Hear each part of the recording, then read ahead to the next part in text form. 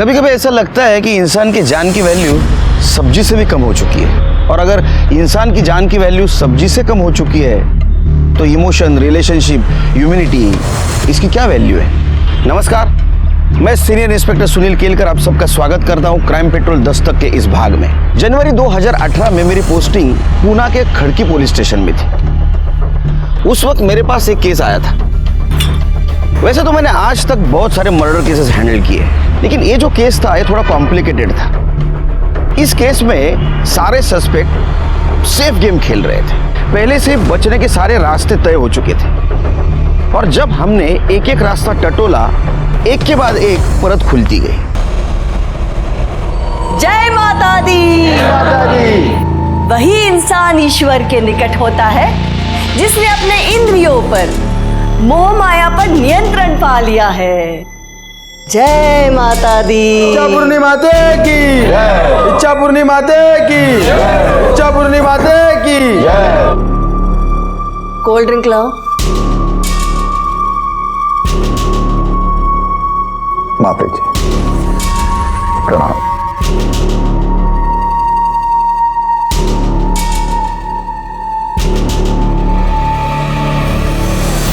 25 लाख है माता।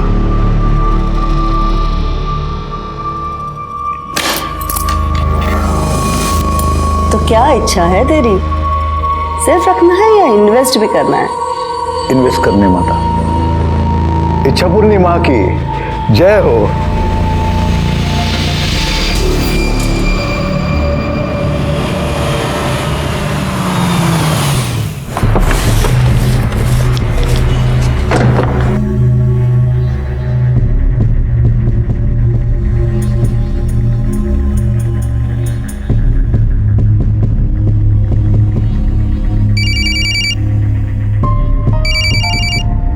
अरे किधर है रे तू?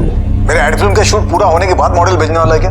अभी तक एक भी एक्टर नहीं है लुक टेस्ट के लिए। I am sorry sir, I am really sorry sir. मैंने उसी के लिए फोन किया आपको। सर मैं एक ना मॉडल भेज रहा हूँ, आप सर उसका काम देखना सर। कमाल का काम किया, बहुत अच्छी मॉडल है सर, आप देखना उसे एक बार। वो पुराना माल मेरे को चिपका रहा है क्या? तेरे को बोला था ना मेरे को फ्रेश फेस चाहिए। सर फ्रेश फेस तो मिल जाएगा, परफॉर्मेंस का क्या? ठीक है चल भेज। या कम ऑन। हाँ नहीं अभी मॉडल्स शॉर्टलिस्ट नहीं हुई है, लेकिन आप ये वो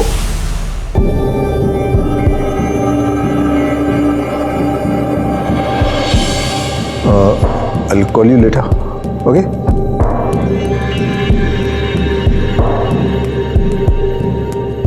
Hi, I'm Renal. Nilesh. How are you?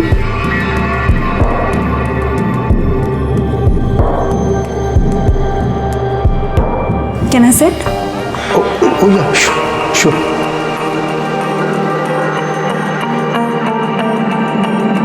अरे वो राजेश ने बताया नहीं कि वो इतने टैलेंटेड मॉडल को भेज रहा है। Thank you. If you don't mind, I want to see your figure because we are shooting for lingerie ad. Yeah, sure. Why not?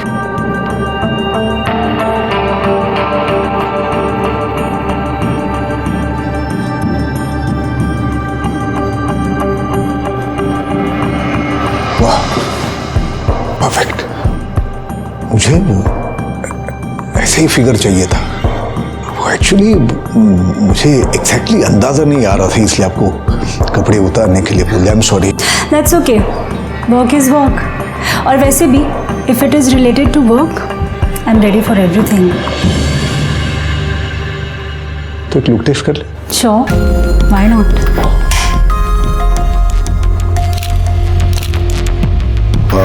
अब खड़ी हो जाओ। कुछ अलग तस्वीरें लेते हैं। ये थोड़ा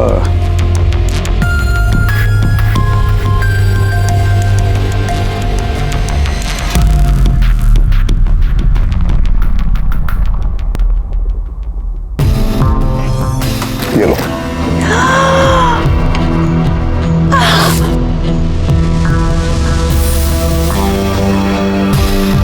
Oh wow, my God, that's my favorite perfume. क्या पसंद है, क्या पसंद नहीं है, सब पता है हमें।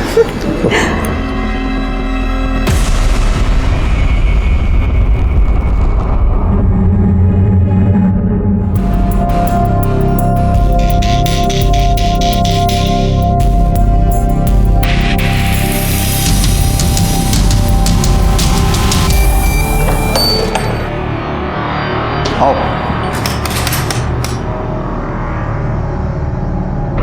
कैसा लगा? अच्छा है, पर तुम्हारा होता तो ज्यादा अच्छा होता। कम ऑन यार, अरे तू दोस्त का हो या मेरा हो क्या फर्क पड़ता है, हमें थोड़ी बसना है यहाँ पे, थोड़ी देर मजे करेंगे और निकल जाएंगे यहाँ से। गिफ्ट विफ्ट कुछ देते नहीं हो, बस एक ही चीज तुम्हारे दिमाग में रहती है, इस बार मुझे मेरा गिफ्ट चाहिए। अरे हाँ पता है ना, बहुत सारे गिफ्ट ड्यू, लेकिन मैं दूंगा ना, दूंगा। अरे ये ट्रिप गिफ्ट ही तो है, मान जाओ ना, मान जाओ ना।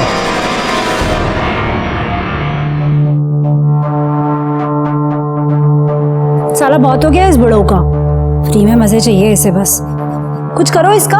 अरे आप टेंशन मत लो, मैं बात करता हूँ ना, मैं देखता हूँ उसे।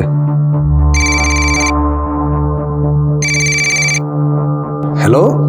अरे ये मृणाल किधर है? सुबह से 50 फोन कर चुका हूँ मैं, एक का भी रिप्लाई नहीं है। अरे भाऊ, वो असल में क्या है कि वो मृणाल जो है ना 3 हफ्ते के लिए अब्रॉड गई है शूटिंग पे, और आप मेरे ख्याल से बिजी होगी तभी आपका फोन उठा नहीं पा रही। क्या अब्रॉड गई हो 3 वीक के लिए? हाँ। अरे मुझे तो कुछ भी नहीं बोला। अब 3 हफ्ते मैं क्या करूंगा यहाँ पे? अरे भाऊ मैं हूं ना, अरे कमाल का माल भेजूंगा, आप जैसा बोलोगे वैसा। नहीं यार, मृणाल अब मेरे दिमाग में बैठ गई हो। अरे भाऊ, जब मैं मृणाल को भेजा था ना तब भी आप यही कहते कि नहीं चाहिए नहीं चाहिए, अभी देखो मृणाल के बिना आपका क्या हाल हो गया है। भाऊ मैं क्या कहता हूँ, मैं भेजता हूँ ना, आप एक बार ट्राई तो करके देखो एक बार। चल ठीक है, चल भेज दे। हाँ ठीक है, मैं कल भेजता हूँ। क्या नाम क्या है?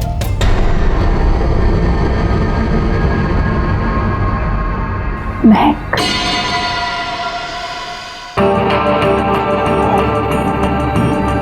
देखो अब मैं तुम्हें सिचुएशन एक्सप्लेन करता हूँ। हम लोग एक मेंस परफ्यूम का ऐड बना रहे हैं, तो मैं सिचुएशन देता हूँ तुम्हें। तुम हीरोइन हो और मैं हीरो हूँ, ठीक है? मैंने वो परफ्यूम लगाया है और उस परफ्यूम की सुगंध से तुम मेरी तरफ अट्रैक्ट होती हो। Getting me? यस।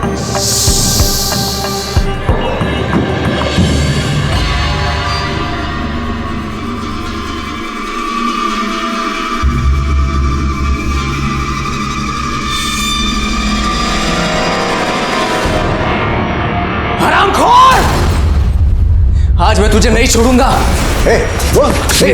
हमें बर्बाद करके लोगों के करियर बनाया है तू। आज मैं तुझे नहीं छोड़ूंगा, तुझे बचाने कोई नहीं आएगा। इस उम्र में ये सब करते हुए शर्म नहीं आती? शर्म नहीं आती? चिल्ला चिल्ला और चिल्ला।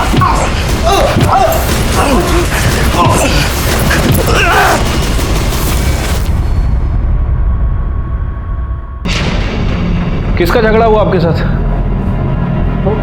आप यहाँ कैसे? किसने बोला आपको? अरे हमें फोन आया कि आपका झगड़ा चल रहा है किसी के साथ। नहीं सर, यहाँ पे सब ठीक है। यहाँ पे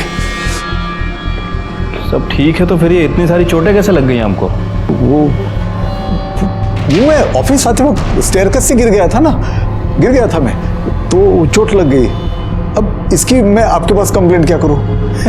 वो कोई आपको गलत फोन कर दिया होगा, आपको गलत फोन कर दिया होगा। हाँ, सब ठीक है यहाँ पे? देखने से तो लग नहीं रहा कि सब ठीक है, फिर भी लगे कि कोई प्रॉब्लम है, किसी का झगड़ा हुआ है, तो आइएगा कंप्लेंट करने। हाँ आराम कीजिए, चलो।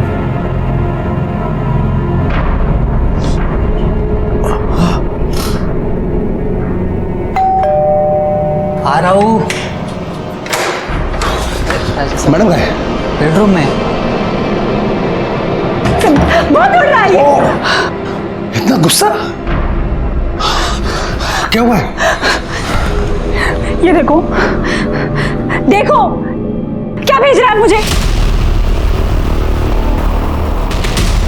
मुझे तो पता भी नहीं चला उसने ये कब रिकॉर्ड किया है, नहीं तो मैं तब के तभी सब कुछ बराबर कर देती। अब क्या करूं मैं? एक तो बुढ़ा वीडियो भेज रहा है और साथ में मैसेज भी भेज रहा है कि मेरे लिए कुछ करो, नहीं तो मैं कुछ करूंगा। क्या करेगा वो? कुछ करो इसका, अभी के अभी कुछ करो, नहीं तो मैं कुछ कर दूंगी। टेंशन मत लो, मैं बात करूंगा ना। कुछ करोगे तुम? हाँ टेंशन मत लो, टेंशन मत लो। हमें बुड्ढा धमकी दे रहा है इसकी, तो मैं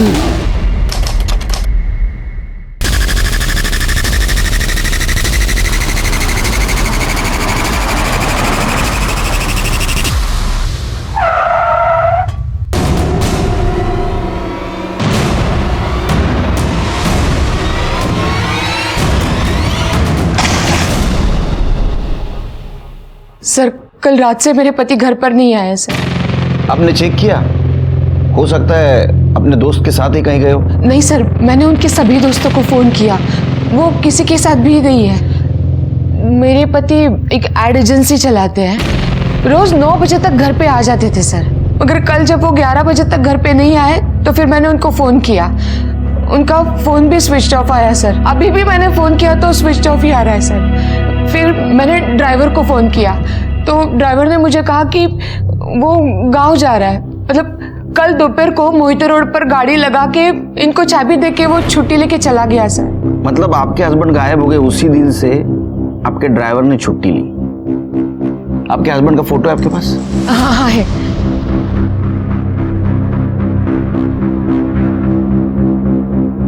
ये तो बिल्कुल क्लियर नहीं है। कोई दूसरा फोटो नहीं है? सर अभी तो नहीं है, मैं घर पे जाके भेज दूं?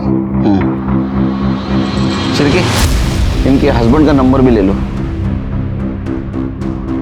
आपके हस्बैंड का नाम क्या है? नीलेश घाड़गे। आपके फैमिली में कौन कौन रहता है? मेरा बेटा रोहन। क्या उम्र है उसकी? 26 साल। वो क्यों नहीं आया?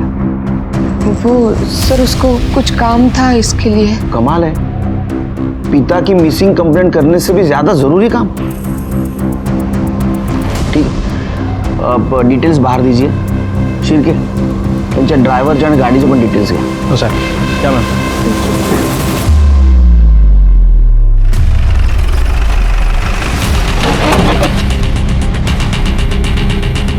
यही गाड़ी? सर गाड़ी तो यही है. एक काम करो, जरा आसपास पूछो, किसी ने गाड़ी को पार करते हुए देखा क्या? अरे भाई, ये गाड़ी किसने लगाई कुछ पता है?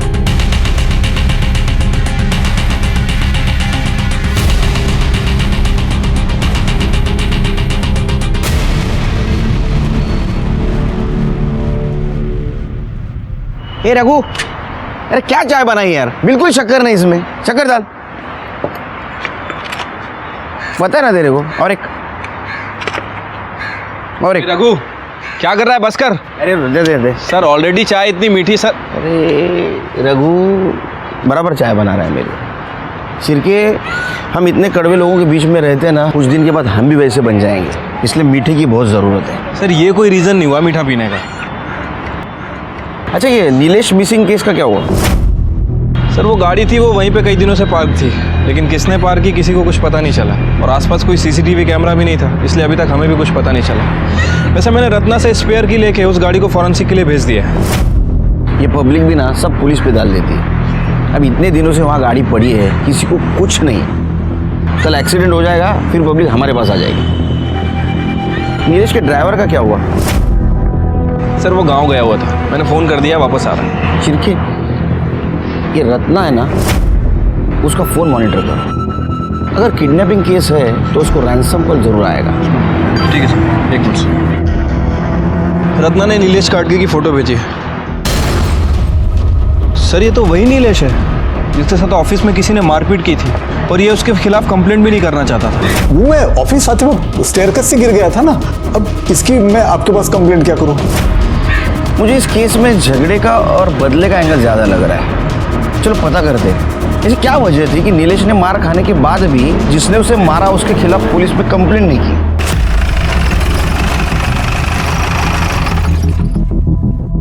तुम्हारे साहब के साथ उस दिन इतनी मारापीटी हुई, फिर भी उन्होंने पुलिस में कंप्लेंट नहीं की. क्यों? साहब, ऐसा कौन सा बाप है जो अपने बेटे को जेल भेजेगा?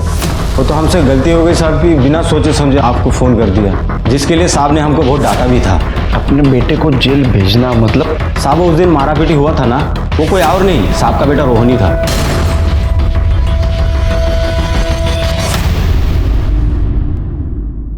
हाँ सर, मारपीट तो की थी क्योंकि बाबा ने हमें कहीं का नहीं छोड़ा था। जीना मुश्किल कर दिया था हमारा। किस सेंस में जीना हराम कर रखा था? सर मेरे बाबा ठीक से घर का खर्चा भी नहीं देते। जब देखो तब कहते हैं कि जेब खाली है, घटिया से घटिया एड फिल्म बनाते हैं और सारा पैसा उन लड़कियों पर उड़ाते हैं। मेरी आई को भी बहुत परेशान किया है सर उन्होंने, बहुत रुलाया है उसको। सर मैंने आज तक बर्दाश्त किया, लेकिन अब बात बर्दाश्त के ऊपर चली गई है। सर मैंने खुद अपनी आंखों से उन्हें देखा है, लड़कियों के साथ घूमते हुए, उनको गिफ्ट बांटते हुए। और फिर मुझे लगा कि अब तो उन्हें सबक सिखाना ही चाहिए। इसलिए तूने उनको सबक सिखाया तो सुधर गए सबक सिखाने के बाद? नहीं, फिर तूने सोचा इनको आखिरी सबक सिखा लेते, इनको गायब किया। अब ये बता, वो जिंदा है या मार दिया? मार दिया? ये क्या कह रहे हैं सर आप? वो मेरे बाबा हैं, मैं भला उनको क्यों गायब करूंगा? और सर मैं उनको क्यों मारूंगा? सर ये सफेद झूठ बोल रहा है। मैंने खुद देखा है किस तरह से नीलेश जी को तूने घाव दिए।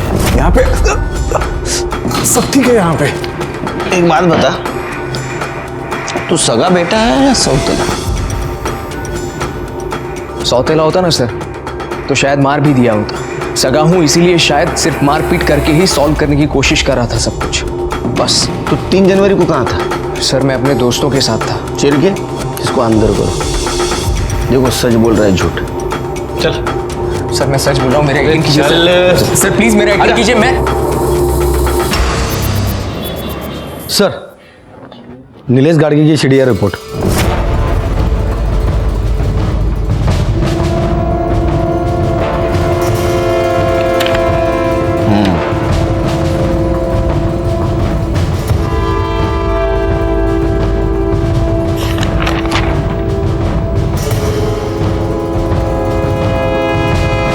चिरके ये वो 3 नंबर है जिसमें 3 हफ्तों से लगातार नीलेश टच में था। पता करो किसके नंबर है, और ये भी पता करो जिस दिन नीलेश गायब हुआ उस दिन उसने किसके साथ बात की थी, और उसका मोबाइल लोकेशन भी निकलवा। ठीक है सर।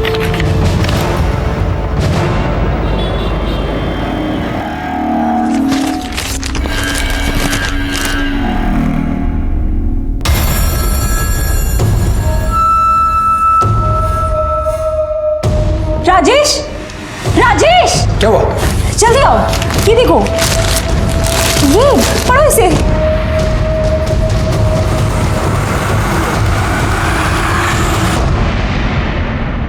हे बघ, मी आधीच टेंशन मध्ये। अब वो टेंशन में एक चाय एक्स्ट्रा पी ली तो क्या हुआ? और वो भी बिना शक्कर की पी। यार कितना शक करोगी मुझ पे? नहीं चलो बाद में फोन करता हूँ। नहीं बाद में करता हूँ। हाँ मैं भी चल रहा हूँ। सर ये नीलेश के मोबाइल लोकेशन रिकॉर्ड्स, इनके हिसाब से उसकी लोकेशन 3 जनवरी को शाम को 4 बजे ओल्ड ब्रिज की थी।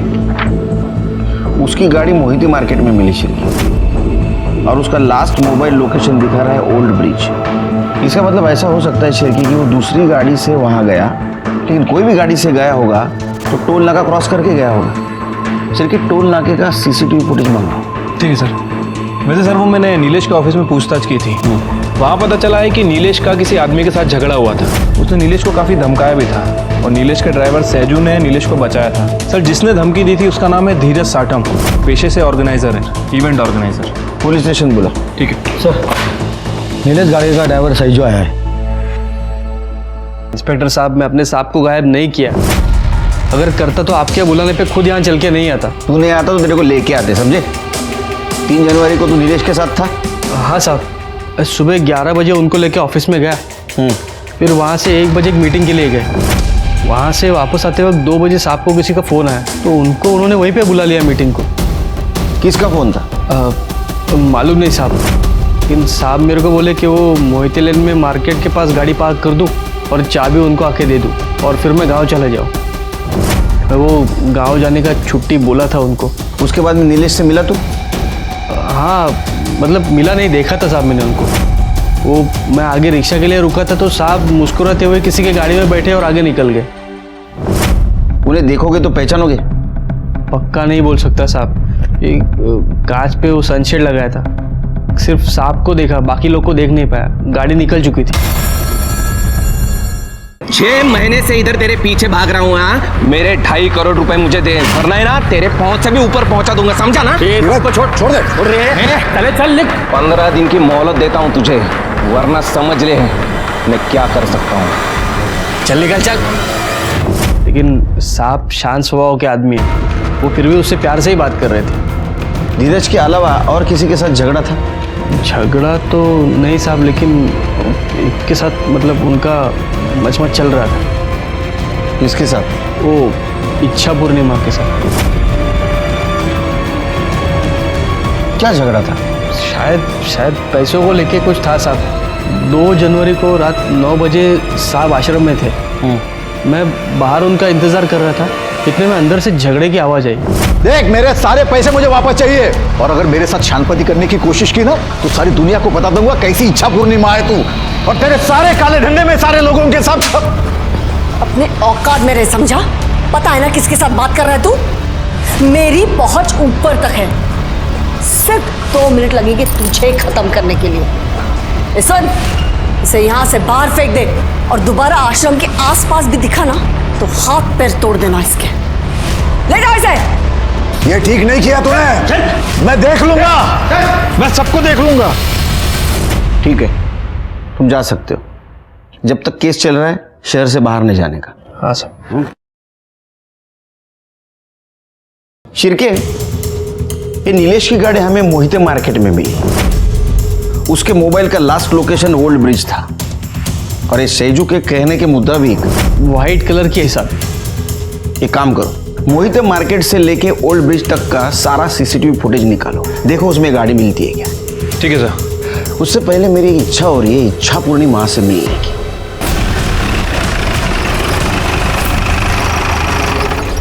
जय माता दी, जय माता दी। माता अपने बालक की हर इच्छा पूरी करती है। बोलो बालक, क्या इच्छा है तुम्हारी? वो तो हम भी पूरी करते हैं, जब कोई हमारे सादे सवालों का जवाब सीधे सीधे नहीं देता। अच्छी बात है, पर आपकी ये इच्छा हम यहां पूरी नहीं कर पाएंगे। नीलेश घाटगे से अपने पैसे लिए थे?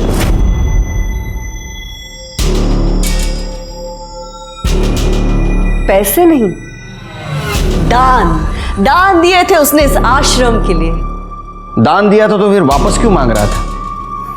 ये हम नहीं जानते, लेकिन एक बात हम जानते हैं, जब उसने हमसे अभद्र भाषा में बात की थी तब हमने उसे उठवाकर बाहर फेंकवा दिया था। तो फिर 3 जनवरी को जब वो गायब हुआ, आपने फोन क्यों किया उसको? हम तो माँ है ना सबके, और माँ अपने बच्चों से ज्यादा रूठ कर नहीं रह सकती।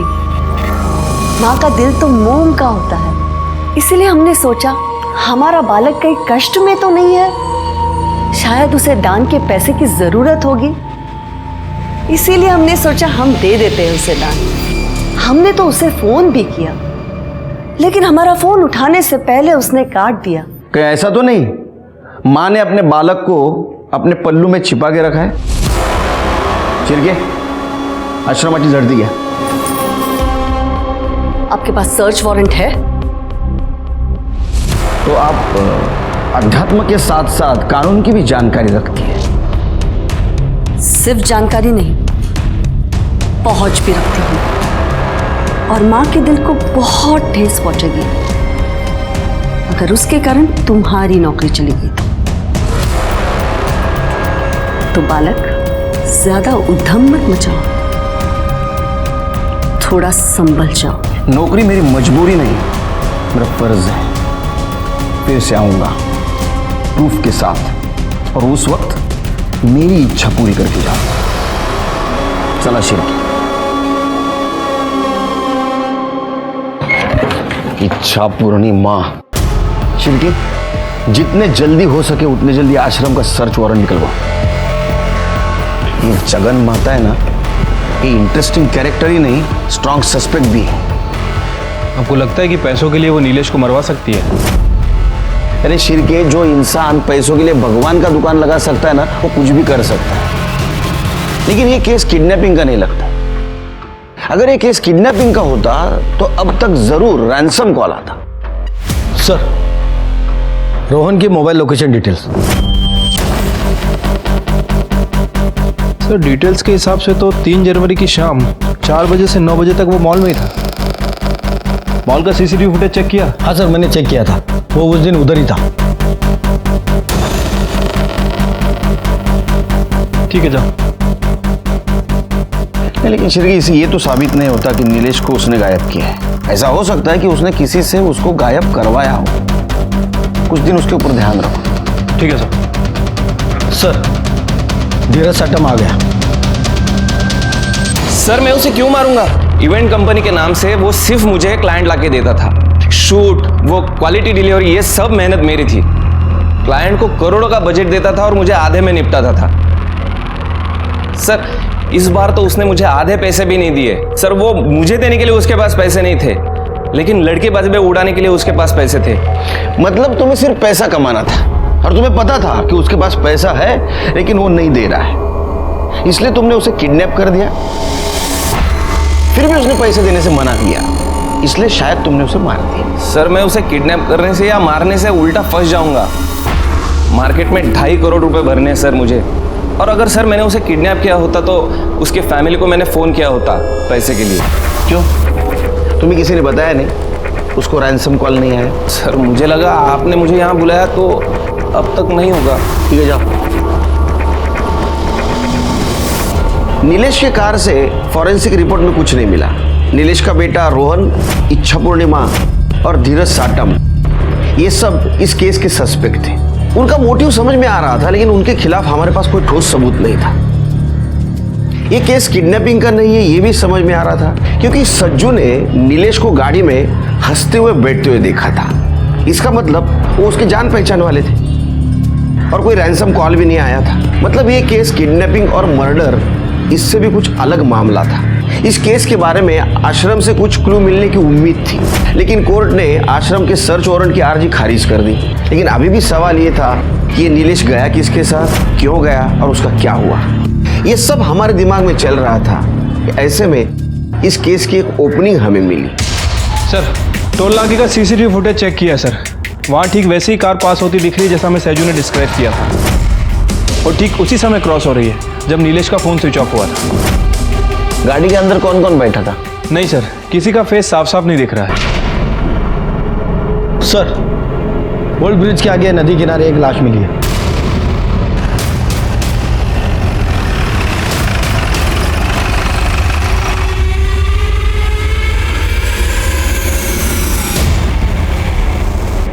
बॉडी कई दिनों से पानी में थी सर, इसीलिए पूरी तरह से डिकम्पोज्ड हो चुकी है और मछलियों ने काफ़ी ज़्यादा हिस्सा खा भी लिया है। यहाँ के लोकल मछुआरों ने हमें फ़ोन किया और उन्होंने बाहर निकाला था। हमारी पैरामेडिक्स टीम के मुताबिक जिस टाइप का ये बॉडी है उस हिसाब से ये नीलेश की बॉडी हो सकती है। अच्छा, तो एक काम करो, उसके फैमिली को बुला आइडेंटिफिकेशन के लिए और बॉडी को पोस्टमार्टम के लिए भेज दो। ठीक है सर।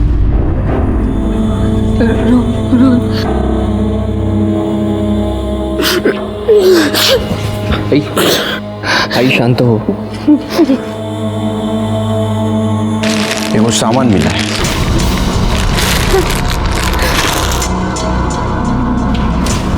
सर ये तो वही बेल्ट है जो मैंने बाबा को उनके जन्मदिन पर गिफ्ट किया।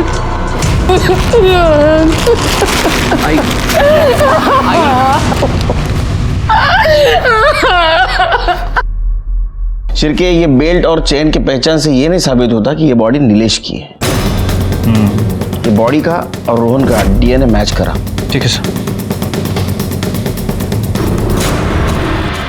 सर नीलेश के कॉल रिकॉर्ड में जो 3 नंबर मिले थे उनमें से 1 नंबर धीरज का है, बाकी के 2 नंबर किसी राजेश पाटिल और रति शिंदे के नाम रजिस्टर्ड है। इन दोनों के साथ नीलेश लगातार टच में था, लेकिन रति शिंदे के साथ पिछले 1 महीने से उसका कम्युनिकेशन बंद है और राजेश पाटिल के साथ 3 जनवरी को उसने आखिरी बार बात की थी। दोनों को पुलिस स्टेशन बुला। सर मैंने दोनों का फ़ोन ट्राई किया, लेकिन दोनों का ही फ़ोन बंद है 3 जनवरी के बाद।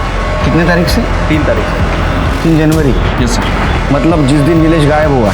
हाँ सर। एक और इंटरेस्टिंग बात, नीलेश का फ़ोन बंद होने से पहले उसके फ़ोन पर किसी यास्मीन का कॉल आया था। ये यास्मीन यही नया नगर में ब्यूटी पार्लर चलाती है। और ये राजेश पाटिल और रति? सर ये राजेश सतारा का रहने वाला है और रति संगमवाड़ी में रहती है। तुम एक काम करो शिरके, तुम यास्मीन के पार्लर जाओ, मैं रति से जाके मिलता हूँ। तुम्हारी रति मैडम है क्या घर में? रति मैडम? जी आप मृणाल मैडम की बात कर रहे हैं? मृणाल? जी रति मैडम ही मृणाल मैडम है। उन्होंने वो मॉडलिंग के चक्कर में अपना नाम मृणाल कर दिया है कि घर में? जी अभी तो वो घर में नहीं है, 5 दिन पहले ही निकल चुके हैं यहाँ से। बोल के गई थी कि किसी शूटिंग पे जा रही हूँ। अकेली गई है? नहीं साहब, वो राजेश पाटिल साहब भी थे ना साथ में। राजेश पाटिल? वो भी मॉडलिंग करते? नहीं साहब, वो तो पिछले कुछ दिनों से यही रहते हैं मैडम के साथ। रिलेटिव है? नहीं साहब, दरअसल बात यह है कि वो कुछ अलग टाइप के फ्रेंड है। राजेश साहब का अपना भी काम धाम चलता है, वो नेता वेता लोग के साथ भी, और मैडम का पूरा काम वही देखते हैं।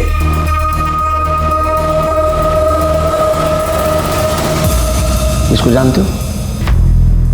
जी ये तो नीलेश साहब है। नवंबर महीने में तो ये बहुत आना जाना करते थे मैडम के पास, पर पता नहीं क्या हुआ, दिसंबर में आना ही बंद कर दिया उन्होंने।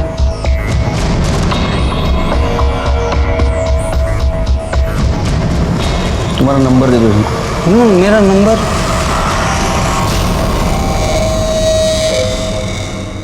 हाँ, मैं नीलेश जी को जानती हूँ। उनके यहाँ पे जब भी इवेंट्स और एडवर्टीजमेंट होते हैं, मेरे यहाँ से ही हेयर और मेकअप आर्टिस्ट जाते हैं। लास्ट टाइम नीलेश गाडगे से आपकी बात कब हुई थी? ठीक से याद नहीं आ रहा है, बट कुछ दिन पहले ही। अब आप ये सब क्यों पूछ रहे हैं? हमें शक है कि उसका मर्डर हो चुका है। क्या? मर्डर? कैसे? I mean, ऐसे कैसे हो सकता है? ऐसा हुआ है। नीलेश के मर्डर के पहले उसकी लास्ट कॉल आपको हुई थी। मेरे साथ बात की थी? नहीं। आपको याद नहीं आ रहा है क्या? मेरे साथ कैसे? नहीं, आपके फोन रिकॉर्ड तो यही कह रहे हैं। हाँ हाँ हाँ, वो मंडे बात हुई थी मेरी उनके साथ। नहीं, ट्यूसडे को। खैर जाने दीजिए। ये बताइए कि नीलेश गाडगे के साथ ऐसा कौन कर सकता है? कोई दुश्मन, कोई दोस्त, किसी पर शक है आपको? देखिए सर, मेरा उनके साथ प्रोफेशनल रिलेशन था। मैं आपको कैसे बता सकती हूँ कि उनका मर्डर कौन कर सकता है और कौन नहीं। ठीक है।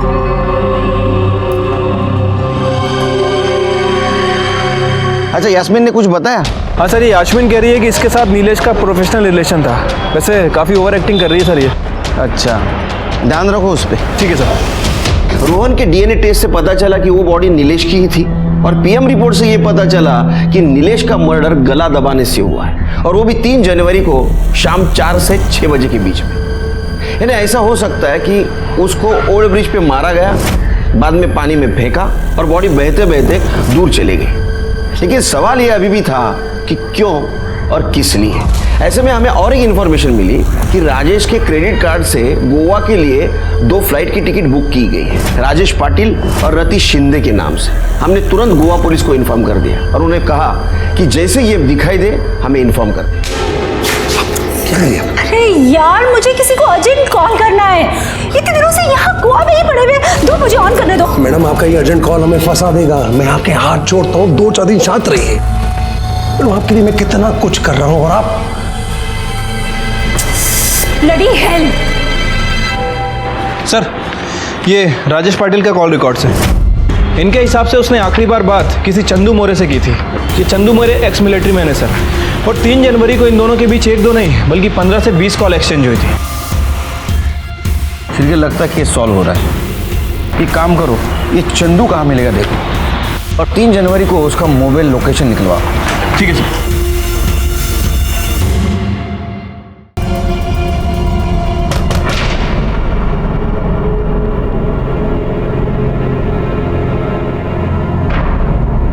पेपर का पेमेंट लेने आया हूं। कितना हुआ? अरे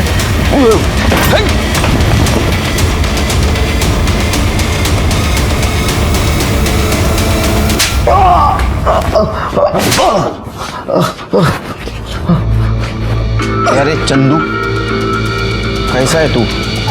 हाँ, चल सच सच बता हमें। ये हमारा शिरके है ना, बहुत मारता है। बता। साहब, मी तुम्हाला आधीच सांगितलंय साहेब, मैंने कुछ नहीं किया, और 3 जनवरी को मैं पुणे में भी नहीं था। तू पुणे में नहीं था? नहीं। तेरा मोबाइल घूम रहा था पुणे में? हाँ, कैसे? पहले खड़की मार्केट गया, बाद में ओल्ड ब्रिज गया। तेरा दाखो, ये देख तेरे मोबाइल डिटेल्स। हाँ साहब, वो राजेश मुझे बोला था कि उसकी गाड़ी लेके नीलेश को मार्केट से पिकअप करना है और उसे वो ओल्ड ब्रिज के पास छोड़ना है। गाड़ी में कौन कौन था? धीरज था। धीरज साठम। हाँ, तो वो तो एक नाम हुआ। और वो धीरज का असिस्टेंट था महेश, और एक लड़की थी जीनत। तो तुमने नीलेश को मार्केट से उठाया, उसके बाद क्या हुआ? उसके बाद सर सीन समझ में आ गया। अभी हम वन शॉट करेंगे। हाँ। मुझे वन टेक चाहिए। हाँ। Mood rolling and action. मुझे लगा कोई फिल्म की शूटिंग चल रही है। फिर थोड़ी देर बाद महेश ने मुझे गाड़ी रोकने के लिए कहा, मैंने रोक दी। अभी आप थोड़ी देर के लिए उतर जाओ, और दादा आप भी। मुझे इनके कुछ क्लोजअप शॉट लेने हैं, तो मैं ले लेता हूँ अभी। फिर मैं और जीनत गाड़ी के बाहर पास में ही खड़े थे। वो तीनों ही अंदर थे साहब। मैं जीनत को ही देख रहा था। उसे किसी का फोन आया था और वो नंबर दे रही थी उसे। फिर धीरज बोला अंदर आओ, बैठ जाओ, हो गया। फिर मैं और जीनत अंदर गए। मेरे बाजू वाले सीट में जीनत बैठी थी। हम लोग वहाँ से निकल गए। हाँ, थोड़ी देर आगे जाने के बाद मुझे हल्का होना था, इसीलिए मैंने गाड़ी रोकी और थोड़ा दूर जाके आया। मैं वापस आकर देखा तो पर किया क्या तुम दोनों ने? अरे पहली बार शूट पे आई है कि तू? नीचे सीन चालू है, बाकी सब ठीक है। फिर झूठ मत बोलो, मैंने देखा है तुम दोनों को। अरे मैडम समझो बात को, नीचे शूट चालू है, दूसरा यूनिट काम कर रहा है। नीलेश साहब कहाँ गए? अरे उनका पानी में गिरने का शॉट था ना यार, वही चल रहा है। और तुम दोनों टेंशन मत लो यार, नीचे दूसरा यूनिट है, उनको निकाल लेगा पानी में से। अरे यार चलो चलो यार, चंदू बहुत देर लो। चलो मैडम चलो।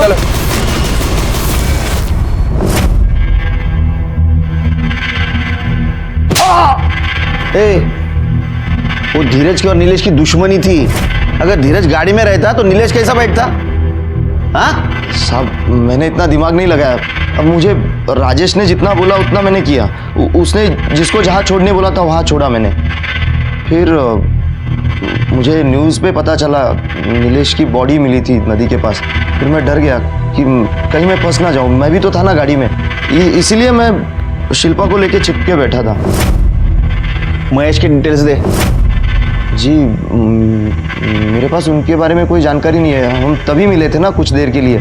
फिर उनको रोड पे छोड़ा और उसके बाद हम चले गए। चल, जीनत का मोबाइल नंबर। जीनत का नंबर नहीं, मुझे याद नहीं आ रहा है।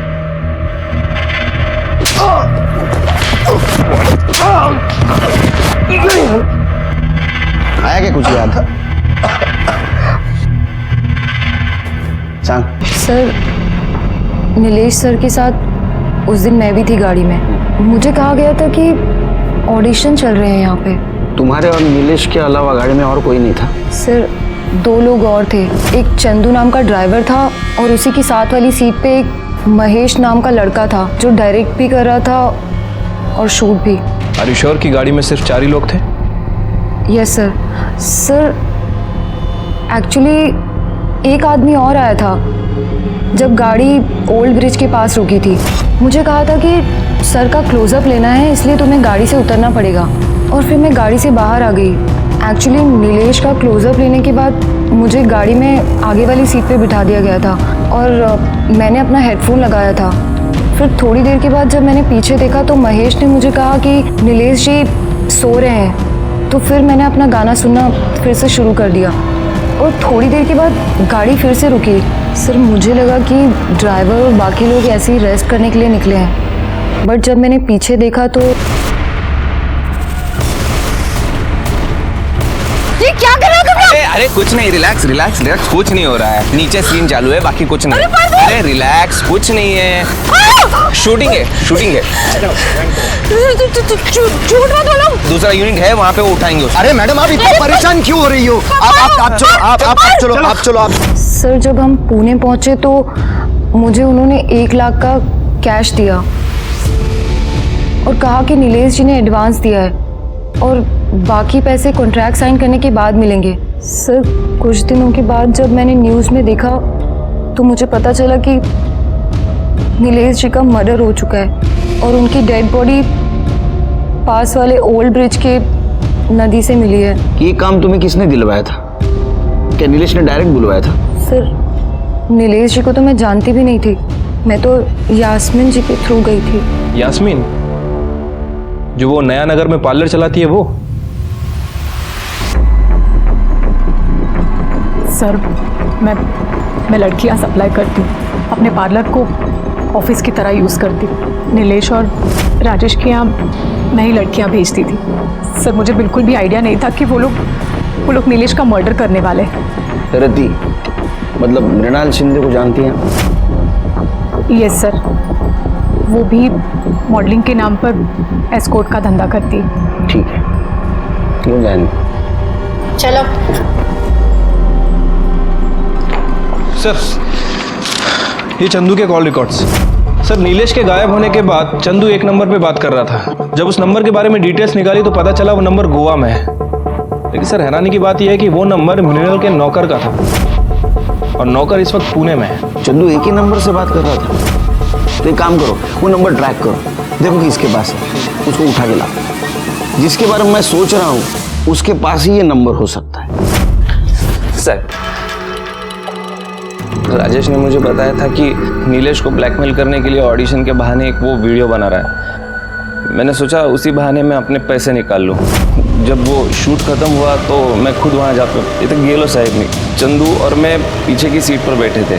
मैं उसे ब्लैकमेल कर रहा था कि मेरे पैसे दे देने तो मैं वो वीडियो वायरल कर दूंगा। वो चीखने चिल्लाने लग गया और चंदू ने उसको मुंह पकड़ा। सर, मर गया वो। मैं 17 साल से नौकरी करता हूँ। तो किससे बात कर रहा है समझ में आ रहा है? मुंह बंद करने से किसी की मौत नहीं होती, दम घुटने से होती है। इसका मतलब नीलेश मरा नहीं, मारा गया। और ऐसा कैसे रे? तू सही जगह सही टाइम पे पहुंचा। तू क्या अंतर्यामी है? धीरज बाबा? हाँ सर,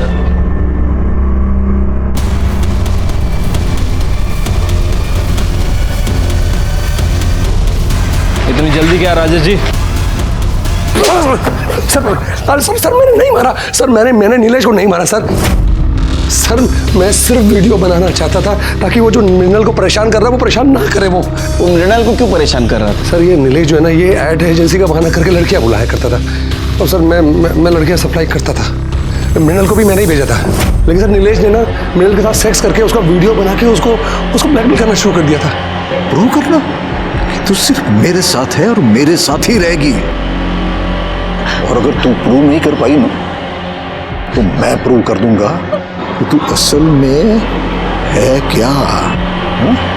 और सर, मैं उसका वीडियो बना के मैं उसको परेशान करना चाहता था ताकि वो मृणाल को परेशान करना बंद कर दे। सर, बस सर, इतना ही है। तू पक्का सोशल वर्क नहीं कर रहा था, क्योंकि तू भी मृणाल के लिए लाइन में खड़ा था और इतना डेस्परेट हो गया कि तूने नीलेश को मरवा दिया। नहीं सर, मैंने किसी को नहीं मरवाया सर। तो एक बात बता, तेरे गाड़ी में मर्डर हुआ फिर भी तेरे को पता नहीं और तूने कुछ किया नहीं, तो भागा क्यों? सर, मैं कहीं नहीं भागी और ना ही मैंने कुछ किया है।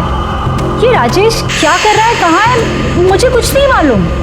बहुत इनोसेंट है। राजेश ने कहा चलो कहीं जाके छिप जाते, अब चली गई। हाँ सर, मुझे कुछ नहीं मालूम। लेकिन फिर भी आपको यहाँ रहना पड़े। इस केस में एक नहीं, वो सारे एंगल छिपे थे। जलन, जेलसी, बदला, धोखा, लालच। नीलेश के अय्याश बिहेवियर ने उसको गुनाह की दस्तक जरूर दी थी। उसने उसे सुना लेकिन उसे बढ़ावा दिया और इसका नतीजा ये हुआ कि उसको अपनी जान देनी पड़ी। धीरज, महेश, राजेश, चंदू ये एक दूसरे पर इल्जाम लगा रहे थे, लेकिन सर्कमस्टेंशियल एविडेंस के आधार पर कोर्ट में बार बार बयान बदलने के कारण कोर्ट ने उन्हें नीलेश मर्डर केस में सजा सुनाई। सबूतों के अभाव पर मृणाल का नीलेश मर्डर केस में डायरेक्ट संबंध प्रूव नहीं हुआ, लेकिन नीलेश मर्डर केस के बारे में उसे पता था लेकिन उसने पुलिस को इन्फॉर्म नहीं किया, इसके वजह से उसे सजा मिली। जीनत और यास्मीन को भी नीलेश मर्डर केस में सजा मिली क्योंकि उसे इस केस के बारे में पता था लेकिन उसने पुलिस को इन्फॉर्म नहीं किया। इसी के साथ मैं सीनियर इंस्पेक्टर सुनील केलकर आप सबसे विदा लेता हूं। फिर मिलेंगे अगले एपिसोड में, तब तक के लिए सतर्क रहिए, देखते रहिए क्राइम पेट्रोल दस्तक। मकसद बताना नहीं, बचाना है। जय हिंद।